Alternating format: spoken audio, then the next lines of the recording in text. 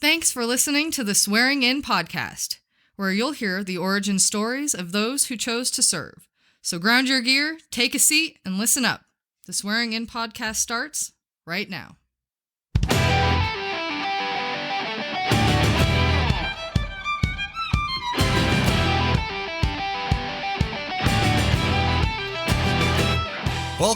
Welcome to you all, and especially to my brothers and sisters in service.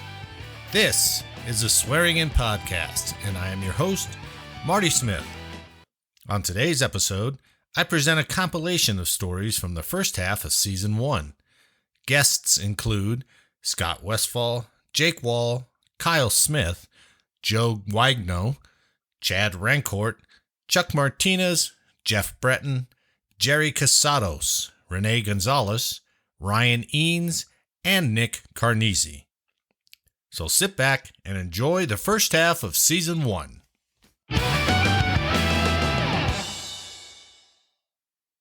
That was the same unit where the vehicle, the actual transportation NCO, right? It might still be, an AFSC, a job. You know, he was the vehicles guy. He was in charge of all the vehicles. He ran over the commander with a pickup truck. Wait. We had raised six packs. Okay. That with big old steel bumpers on the back. So they were kind of high. And he was backing around a corner and he hit the commander. The commander went down on all fours, picked his head up, and that bumper scalped him. Now, here's the funny part. The Secretary of Defense was visiting that day. Really? So they took Jim Dowis to the hospital. First of all, when it went out over the radio channels that one of a nuclear command and control commander had been run over by a vehicle on base, every car with a red light on base, including the Strat, they closed the flight line down. They're coming across the flight line, and they're coming across people's yards, the golf course, and all that. So they took him to the hospital, stapled his head, gave him some pills, and sent him back to work. Yeah, it's good old because he's docs. like, I'm not missing it. I'm not missing the Secretary of Defense coming through my unit. Yeah. Because I got my head hurt. Yeah, well, probably died of brain cancer, but I'll never forget hearing James, the little guy who's a supply troop. We were inside. He comes running in his little peewee voice. Oh my God, Tony ran over with the commander. And he must have said it 6 or 7 times for me to even understand what he was. It's just all rapid fire. Yeah. Sure enough, he ran over the commander. Anyway, so that was my first assignment. That was my first unit, was doing that stuff. That's fantastic. Secret squirrel stuff.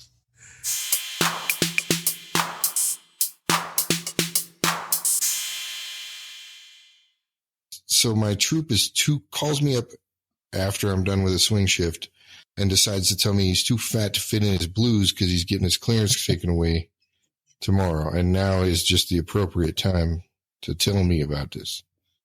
And so I'm like, whatever. Iron your flight suit, polish your boots, get there 15 minutes early. Yeah. We're both in trouble for this. So he gets there like 2 minutes early, and he looks just like normal. He's got for some reason they gave us all those leather jackets and everything. So he's got his leather jacket, and it's behind him, and I'm explaining how to go in and report and all that. Yeah. And I go, let me hold your jacket, put your jacket down. And I go and I turn around and he's about to knock on the door and I caught his hand. I was like, don't you dare. Because he was once again too fat to fit in his flight suit also and had bent over and blown the ass out of his flight suit.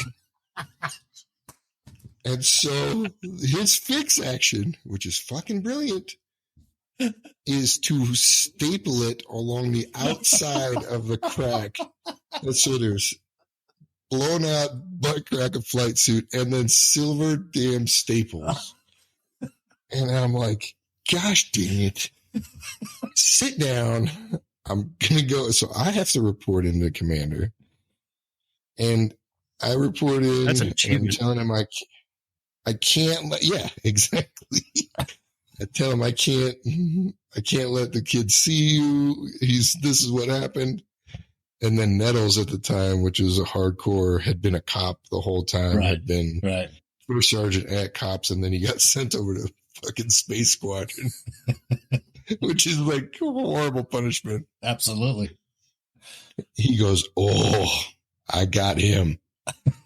Like, he was excited. He's like reliving his damn glory days and just demolished this poor kid. Like, I've never felt more uncomfortable, still to this day, than I had standing at parade rest next to that kid.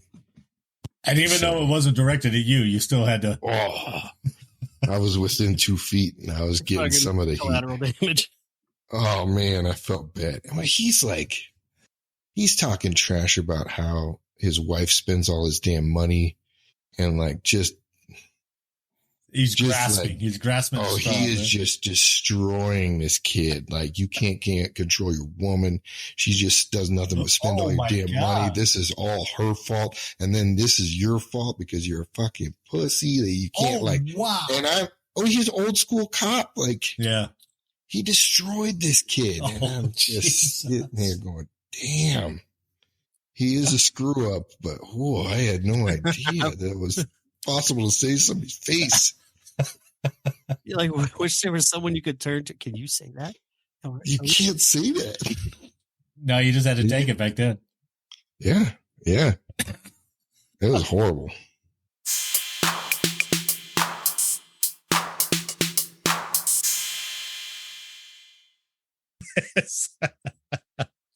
So we're getting rigged up, and this dude, he jumps first, and we have no idea who this guy is. Apparently, he got recycled because he got hurt after his fourth jump. So he just needed that one to get the fifth. Yeah. And he makes the mistake of telling the cadre, "Hey, I'm scared of jumping." What? And this is our first jump. After 4 jumps? Yeah, he's still scared out of his mind. Nice young short guy. Yeah. And this is our first jump, and he was just he's like, "All right, you're going to the front. You're going to demonstrate then." Yeah. And so I'm like, I was in between 10, the first 10. Okay. Because I thought smart. I'm like, I don't want to be in the back of the plane because then I have to run all that way to the LZ. Yeah, that's true. That's right. Top 10, just don't be number 1 on your first ride. Yeah. Got lucky. So green light goes. He gets the smack on the butt. Yeah. You're not supposed to jump up, right? No, it's out. Right? Yes, exactly. Out. Yeah. This guy jumps up. So the first thing on our first jump is you see his head hit the door jamb, his ass with his legs out the door, and him just getting sucked by the wind. And you hear him on the side of the plane hit, and you're just like, my God. Really? That was supposed to be his last jump to qualify. That was his last jump, and he set the standard pretty hard. Oh my God. So you're not even thinking, you still have to go because he just jumped. So you're just like, oh shit. That is My so thoughts good. were just like, I was just like, kick out, don't go up. Right. Perfect jump. Like, I loved it.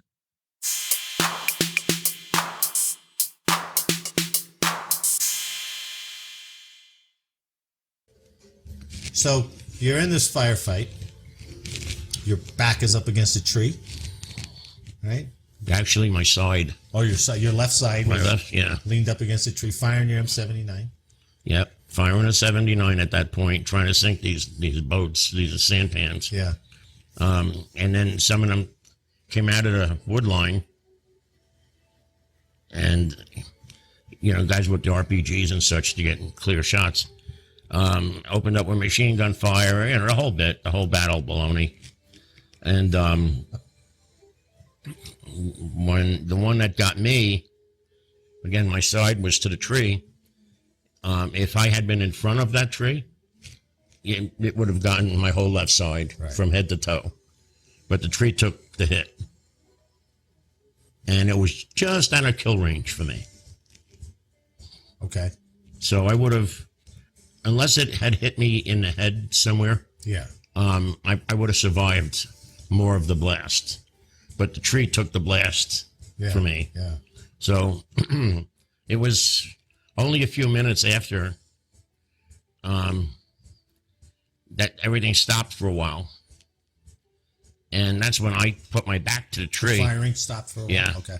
And I just slid down the tree. Yeah. And took my canteen over my head, the wound, a drink. 2 medics came to me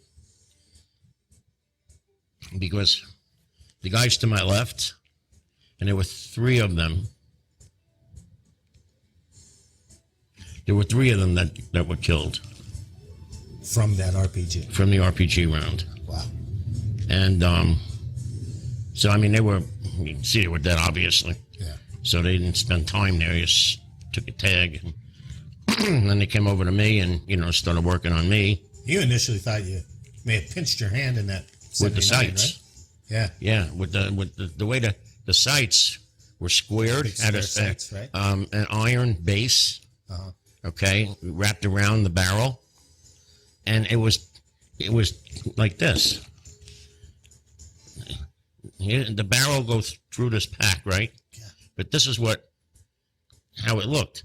So when you held it, this is what would always happen to you. Yeah. So I thought, here we go. Yeah. So I didn't realize it. And you never realize it unless you got unless you really got hit. Okay. Okay? I didn't realize it. So I'm loading this between my second and third round. So break it open, pull a round out, throw another one in, close it up, and I look down. And the first thing I see is blood come out of little holes. I laugh because it reminds me of a garden hose. I tell you, right. But I look down at my hand, and I'm looking at this gaping hole and bone, and I'm not seeing any blood. Huh. And as soon as it dawned on me that I had been hit, then it started. Yeah, I mean, it was just unbelievable. Just waiting for you to notice. I guess. Interesting. I have no understanding of that. Wow. No understanding of that at all. But then once you realize it, it's like, okay, I can bleed now. And bleed it did. Huh? And it did. And that's when, I slid myself down the tree, and I'm saying to myself, don't go into shock. You're not hurt bad. A lot of guys will get Oh, yeah. When you see it's your own blood, So I'm trying to tell myself this. It's a scratch. Don't worry about it. It's cool. Yeah. Yeah. And so they got you. They got you out of there. Where'd they take you? 25th Med Battalion. Just back kilometers. Back to our base camp. Yeah. And from there they flew me down to Saigon. Okay. To the big hospital down there, and they operated on me there. Didn't get the shrapnel out right away, right? They got the shrapnel out of a pier, and the piece that was in my back, but they couldn't get the one out of my hand out, and so they had to let it heal. Yeah. And I had to go back a month later, and that's the only reason I got CQ. Is because I couldn't hold a weapon. Yeah, you were one-handed at that point. Mm-hmm. Play any ping pong when you were back there recovering? Isn't that what they always say y'all do? Go back and play ping pong? We didn't have ping pong. We didn't have shit. Really? We had nothing. Huh. An EM club and an officers club. They had an officers club first. That was toward the end of my tour, and still had no EM club. But you still weren't old enough to drink? No.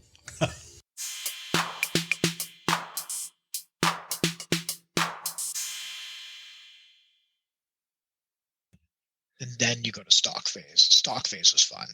Really? So they moved us to a base in Texarkana for stock phase because they didn't like Camp Robinson because it was too vegetated. They said it was going to be too easy. I mean, it'd be too easy for you. Yeah. Yeah, too easy for us. Yeah. Right. To pass that phase. They brought us to Texarkana, which was very plains-like. I guess it's very similar to the ranges that they had at Fort Benning. Okay. And so then they teach you, you'd already kind of had a lesson in like the fieldcraft stalking portion and like learning to set up your ghillie suit, to your environment, how your ocular system works, like how you can use camouflage to your benefit, with building your camouflage on your ghillie and where to set up to fool the eyes. It's not as simple as just making yourself match what's around you. It's much more complex than that. And then basically, again, you have 2 chances to get whacked. For this, they gave us 1 practice and then 2 live chances. Wow. So they set themselves up. They drop you off, I don't know, 3/4 of a mile, maybe a mile away from where they were going to be, and then they would drive to the other end. And it was up to you to sneak up on them? And you had to sneak up on them. So they sat in the back of a truck, and these are very, very experienced snipers. So they sat in the back of a truck with their spotting scope and binoculars, back towards where they knew you were coming from. And then they had runners out there. And the runners all had a big long pole with an orange, triangle thing on the top. So you had to sneak up to a reasonable range that you could make a reasonable shot. Yeah. And you'd get there, and at any point, if they thought they saw any movement as you were stalking the walkers, and then them on the back of the truck had walkie-talkies, and they'd yell out "freeze," and at that point you had to freeze in your spot, and then they got to try to talk. The guys in the back of the truck would talk in their walkie-talkies, and they'd try to walk the walkers onto you. So they were limited to the instructions that they could give. They couldn't say, see that tree over there, walk over there. They have to say, turn right, 2 steps forward, 2 steps left, half step left, sniper at your feet. And then, the walker would walk, and if they thought they saw you, they'd try to walk that walker onto you. And if they found you, you were done. As corny as this sounds, I remember reading the book. I remember watching the movie, Clear and Present Danger, right? Yeah. With Harrison Ford as Jack Ryan and all that. And they had that scene in there where he was auditioning the sniper. And I was like, they really did that. I didn't know that until you just told me. That's fantastic. That's completely accurate, except for the point when he walks up with a Burger King. I know. That was a little. But the words they just used are the ones that you just said. And I was like, well done, you guys. They're limited to the, like I said, the instructions that they're allowed to give the walkers. They're not allowed to say, hey, you see that bunch of shit over there? Walk over there. No, they have to because it would be too easy at that point. Because these guys are very experienced. They know where people are probably going to go, but they're fair. They don't want you to fail, but they also don't want you to pass. They actually want. That's a good way to put it. They need to ensure that they actually thought that they saw you. By doing this 2 steps to the left, 3 steps to the right. And once you got to your final shooting position, so you get into your hide, you set up, you pull out your rifle, and you're given a blank, or actually 2 blank rounds. So you set up, and then you take your shot at the people in the back of the truck with a blank round. Yeah. And at that point, they hold up either a letter or a number. And then you watch it, and then you have to try to remember what that is. So it's not hard to remember what that is, but the idea is there that somebody can't hide behind a tree, fire a shot, and then duck back and then duck back. You have to actually see what you're doing, and then from that point, they try to walk that walker onto you again. So if they saw any blast from your muzzle or dirt kicking up, they try to walk you on again. And then if they can't do it, then those guys turn around and the walker comes up to you and he looks at all of the information that you've dialed in on your scope to make sure that it's accurate. You can't just walk up there and not actually dial in on your scope, because that would be bullshit. At that point, you're also incorporating what you've learned before about, shooting fundamentals and, how to operate your scope and distance. And then they say, what did you see? And then A4, whatever it was. And then they'd radio to the guys in the back of the truck. Did you hold up an A4? Yep. And then, then the walker walks away. They turn back around, and then you have to sneak off, and they're still looking for you the whole time. So you still got to get out of there. You're not done. Yeah, you're not done. God. So if they spot you when you're on your way out, they'll do the same thing, freeze, and then they'll, try to move the walkers onto you. Oh no. Yep. God, how relieved were you after you passed that? Yeah, so the practice one, I got very, very close to them. For whatever reason, like, I'm not trying to sound like arrogant, but like I was good at that. Like that was like that was like the funnest part of like a whole thing. I got way too close, and they didn't see me sneak up. When I took my shot, they were like, Jesus Christ, and I was probably 50 yards from them at that point. So you were the guy from the movie.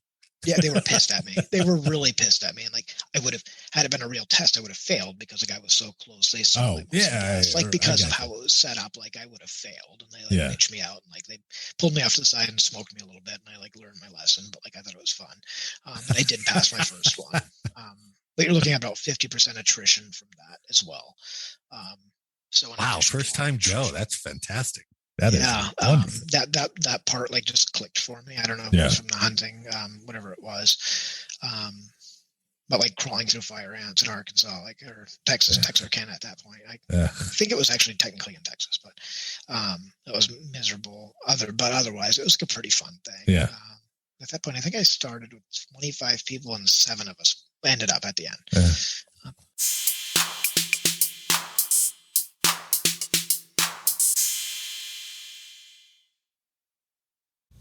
On my way to basic training, it was me and Tony, Spanish kid, another Spanish kid, 2 white kids, and an Oriental, Japanese kid, Konoshima. And when we got there, they sat us down. They were waiting for us. And we got there about 2:30 in the morning. And where did you go? Huh? Where? We went to Fort Ord, California. Fort Ord. Okay, yeah, that's right. And they were waiting for the cooks and the waiters, and then they took us in right away to the mess hall. And we went in the mess hall, and they fed us. And then they sat us down. They didn't even let us get any rest. Luckily, we got it on the train, Oh, yeah. So, anyhow, they sat us down in these rooms and came and started fitting us with army clothes. And they said, what size of shoes do you wear? And I said 8, and everybody said they're charged, and they would just throw the boots there. Huh. We got his size. And they said, well, there they are. And they threw the boots there, and if it was a 9 or 10, you just exchange it with someone later on. Oh, jeez. So anyhow, that was a deal. And then our clothes were sort of okay, like medium and that. Yeah. But the clothes was okay, the Army. And then they took us to our bunks. That was it, getting in there and basic training. Did you join up at 17? I was going to be 17. I think I was going to be 17 years old. So did your parents have to? Yes, my parents. The way I got in is my parents, a priest, and a neighbor, and my dad signed for me to get in, before I was 18. A priest? Yeah, he was doing that for the people were so poor then that there was no work or anything. Oh, yeah. So anyway, the fathers were having a heck of a time. So when we went in, the reason they let us get in like that is because we would send an allotment to the parents. Right.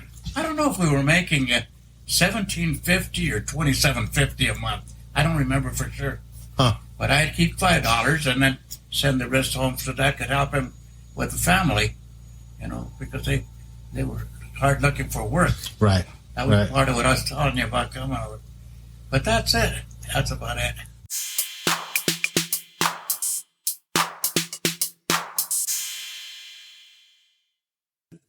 Okay, so you just how many vehicles were in your scout team then?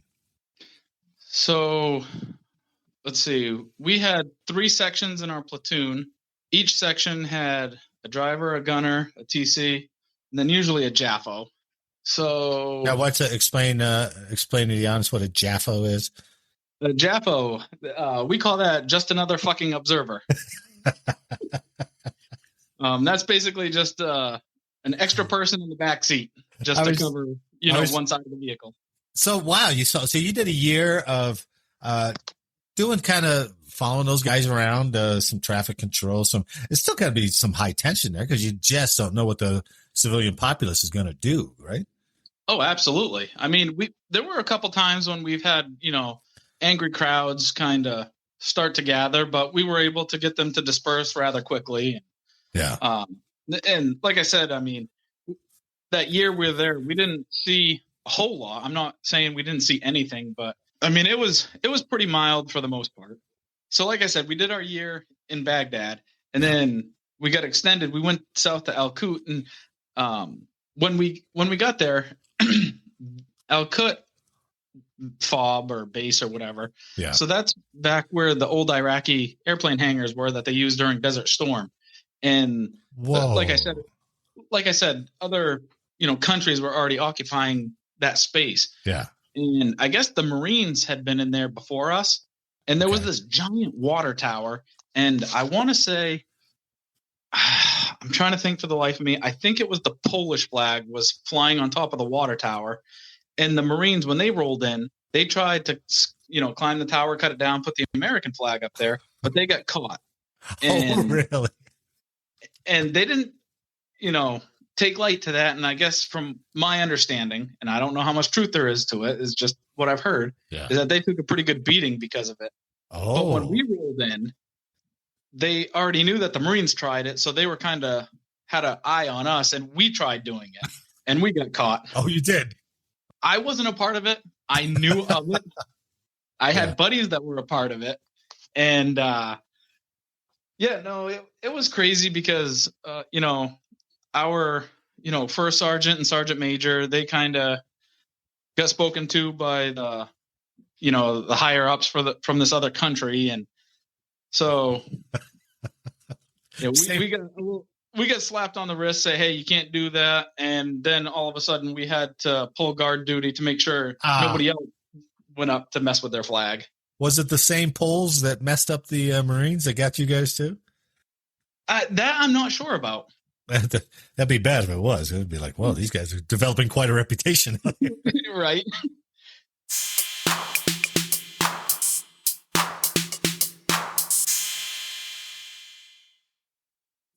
There's a group called the ELF, Ethiopian Liberation Front. And they told us about it, when we kind of got there, that these guys are they're fighting the countrymen, trying to separate Eritrea from Ethiopia is basically what they're trying to do. They want to be their own state or country. So beware, because the Asmara was on this 8,000-foot mountain just about. And when if you went down these winding roads, are not like Colorado, they're very narrow, and most of them are dirt. And you go down, down to sea level or so close to it. It was a long trip. But anyway, these ELF guys, you see guys on the side of the road with these weapons, rifles and stuff but they didn't bother us too much. They stopped us a couple times going down the mountain, but nothing ever happened. So it was a little tense at times, but just to see people standing alongside the road with guns. Yeah, with weapons. That could be a little tense. Yeah, because we didn't have any, as secure as that base was, there wasn't, there was hardly, I think the MPs and there was weapons there, M14s and some other things, but nothing, if we ever had to do anything, it was not any weapons for us to use. Did you have an issued weapon, or were they all kept in arms room, obviously? No, we never issued a weapon at all. Okay. Even though in basic, we, learned all that. And we had M14s to use in basic, but so it was kind of scary at times. And there's a couple instances where there was some threats coming from. Well, I think the Soviet Union then was supplying weapons to the ELF and AK-47s and of course the proxy war stuff. Yeah. So anyway, they helped out with that. So anyway, there was a couple times when we had some drills. We had to do a couple drills where if the base was attacked, we had to, because they had even Chinese rockets and stuff, mortars and stuff they talked about. Yeah.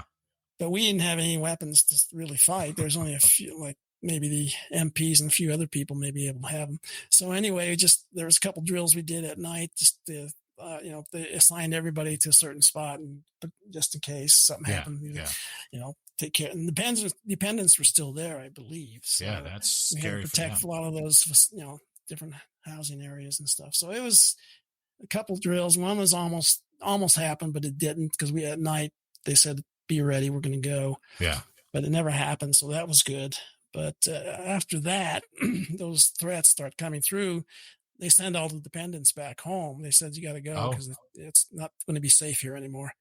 We don't know what's going to happen. So they send all, I think it was maybe late 1970 that they send all the dependents home. So, okay.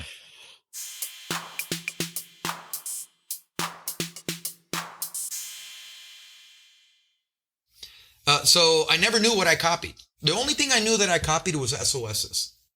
Oh, really? And those were even. I mean, SOS is a typical save our shit. That is a distress call. Yeah, did it. Right. And that is a distress call from a Marine vessel in the area you're covering. Right. And I got, in my 4 years there, I got 2 of them. And those were even bigger deer to town square. When you caught those. So are those friendly? Those are, it doesn't matter. Oh, no kidding. It doesn't matter, Russian, Chinese. If they send out an SOS, you're obliged, and the United States still does this, to help that distress. So somebody is that far along, that'll like pull it, just send it. Yeah, because when you send that is, we're done. So you can't just jack around and joke with that. No, that is, when it's an SOS, and it's very distinct. It's distinct on purpose. Okay. Because nothing else sounds like it, or acronyms that even come close to it. Like your first one, right? When you heard that come, you're like, holy shit. Yeah. Well, you have to verify, right? Because it's continuous. It's repetitive, right? Yeah. So it's like, did I hear that's right? And you're on the same frequency, so you wait, and you hear it again. By the time you hear the second one, it's legit. Yeah. Because people aren't playing, back in the day, they won't play games over the radio, not the frequencies we were surfing. Right. Those were legit, right? That area kind of frequency. And I picked it up, and then I verified, right? Yeah. You know how you verify that? Okay, am I hearing this right? Sure. Go to this channel, go to this frequency. Yeah, because the last thing you want to do, maybe I missed this up. You're hearing this, right? Or you didn't hear a shit. There's nothing there. Right. So I'm like, hey, check me, right? My buddy on the side, I had a buddy on each side, check this frequency. Yeah. And he checked it. And do you hear what I hear? Yep, it's legit. We call our platoon sergeant, squad leader. Hey, we're hearing this. They listen to it. It's legit SOS. They call their superiors, and all hell breaks loose. Do you know, did you ever find out what the first one that you ever heard was? No, what? Or either second one. No, because what happens is they use us to triangulate that position. Okay. So we're one recipient. Sure. They got to confirm it to others. You got to get some other. And with our signal, we can triangulate where it's coming from and get into the general area where the distress is coming from. But after that, I just lay back on the fact that I hope I helped whoever it was. It might have been too late. I don't know. But it was a legit SOS both times I got it. That's still going to make you breathe hard after the shift. Dude, you know what? I went home like a fireman or a police guy goes home and is like, you know what? I saved a life today, right? You think, you hope. Right? You hope, right? But at least I heard it and we were able to act on it. And hopefully it turned out good. I don't know.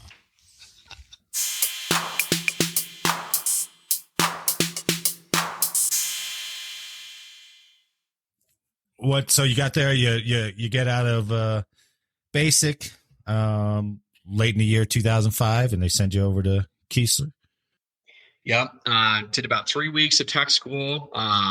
And then we were told that, we're going to have this hurricane coming through. And obviously, given the geographic area, they are used to hurricanes, hurricane season. Sure. And as we all know, or if we remember, because obviously it was 16 years ago, Hurricane Katrina was very devastating. Well, Keesler's on the coast, isn't it? Pretty much, yeah. Okay. Biloxi, Mississippi. Yeah. So you're getting all that coming in. So yeah, and we thought we were going to evacuate. And I don't know if they were downplaying the severity of the storm or they didn't have the resources to evacuate everyone at Keesler. But we hunkered down, and we actually, I'm 18. I'm from Highlands Ranch. I lived in a bubble my whole life. I get my first taste of the real world, and we're hunkered down in this abandoned schoolhouse, sandbagging the first floor. Whoa. No power. I mean, we're talking days. We're in these classrooms, no power. Toilets aren't working. All we have to eat are MREs, so we're all stopped up. Yeah, of course. All that sodium. And then when the storm passes, we get out of our buildings. Again, we think we're going to be evacuated. We're going to leave the base. They asked members to do humanitarian missions to help, the neighborhoods surrounding the Air Force Base. Okay. And what we thought was, basically go in to help move branches or help with rubble or, destruction of houses, help clean up. We were finding several bodies that were just laying there in the midst of the storm. I don't know how detailed you want me to go, but so that was a little different for an 18-year-old. For when they said humanitarian mission, did they specify this is what could possibly happen, or did they just say, hey, these guys need some help moving rubble, and then did they expectation manage you before you went out on those? No. Now, I don't know if that was planned. It was, like I said, it was an extremely devastating time. It was chaotic. I don't know, what our leadership was doing, planning, thinking. We were just told we're going to go help the community and clean up the streets and stuff. Well, they probably didn't know, to be honest with you. They just needed bodies. You didn't know what you were in for. I mean, one of the biggest things I remember was, I was too young, obviously, but there was like a riverboat casino. It was docked. It was right in the water, but on the beach. That thing was a half mile up the main road in the city. I mean, that hurricane, something you think could never move, it was up land half a mile. So no one knew what kind of devastation we were walking out to. And the golf course in Keesler was completely flooded. I mean, you thought you had a lake on base when it used to be a golf field. But we helped with families. We were helped tagging and bagging bodies. So Keesler, right out the gate, after basic training, it was tough dealing with Katrina, to say the least.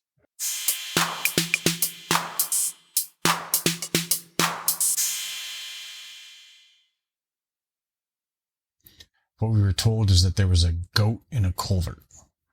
We get there and this big, beautiful ranch.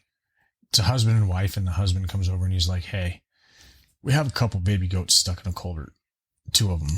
And he was a retired Denver paramedic. So he was a medic down there forever. Oh, God. So he's tried and true.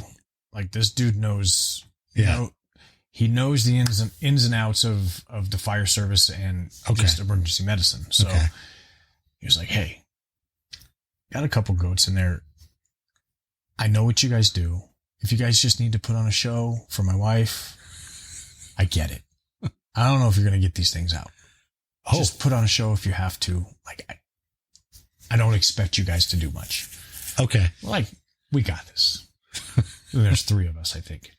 So, we get to this point to where the goats went in, and it was about 200 feet of this tiny culvert. I'm guessing 5-6 inches. Oh.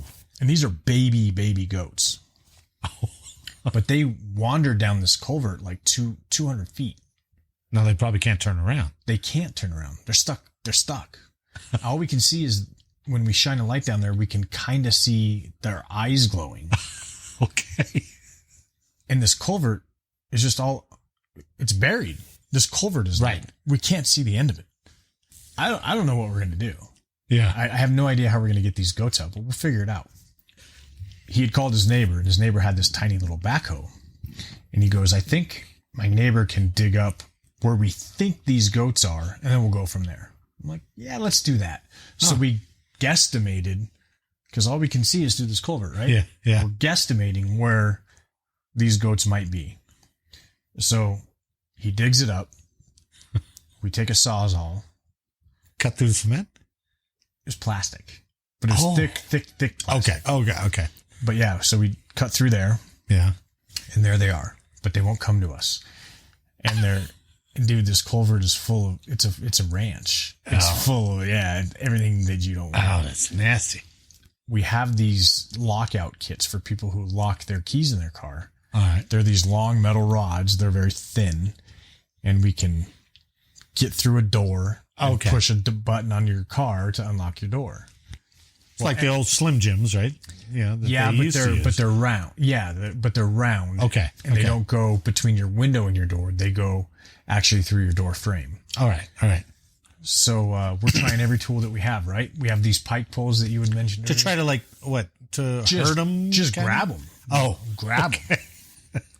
At this point, we don't care if we cut them a little bit, just get them out. Yeah. And granted, this has been going on for about 4 hours now. Okay. And we're out of options. Like, we can't get to this thing. So I'm like, man, we have the lockout kit. Let me see if I can grab this 3-foot thing.